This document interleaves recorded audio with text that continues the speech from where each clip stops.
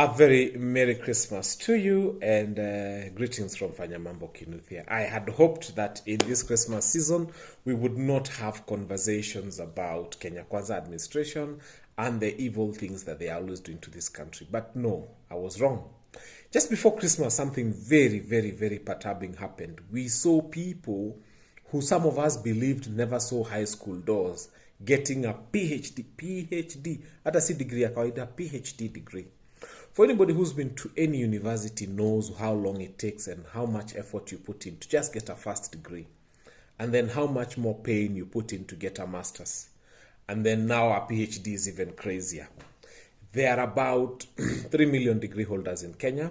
There are about 60,000, only 60,000 master's holders in Kenya. And then there are only 10,000 PhD holders in Kenya against a demand of 35,000.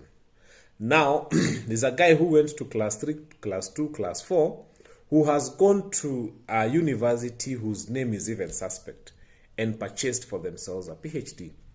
Looks like a simple thing, but it's not, fellow Kenyans. Do you know why it's not? These persons have gubernatorial ambitions. They have decided that in 2027 they want to be governor of your county. And now what they had stolen looked little.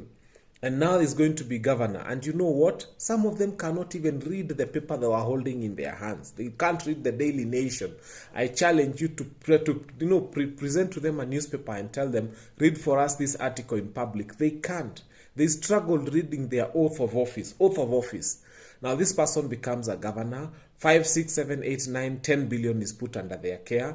They have no idea what to read. They only know how many zeros are supposed to follow a number so that it becomes a billion. If you removed 1 zero, they wouldn't care. They wouldn't even know it was removed. And that person is supposed to be a governor who determines how doctors who studied for 7 years post-secondary are supposed to be paid, who determines how nursing care and how dispensaries in that locality are going to get money.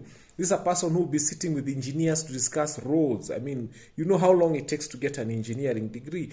Urban planning is a crazy degree. It takes a lot to become an urban planner. This guy is in charge of all urban planners, and he's wondering why you can't have a sewage leading into a park. I mean, he is semi-illiterate.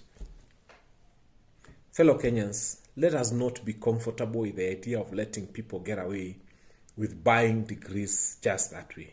Because these people are working so hard and they are working smarter than you who's been to campus and trying to see how they can find their way into positions of leadership.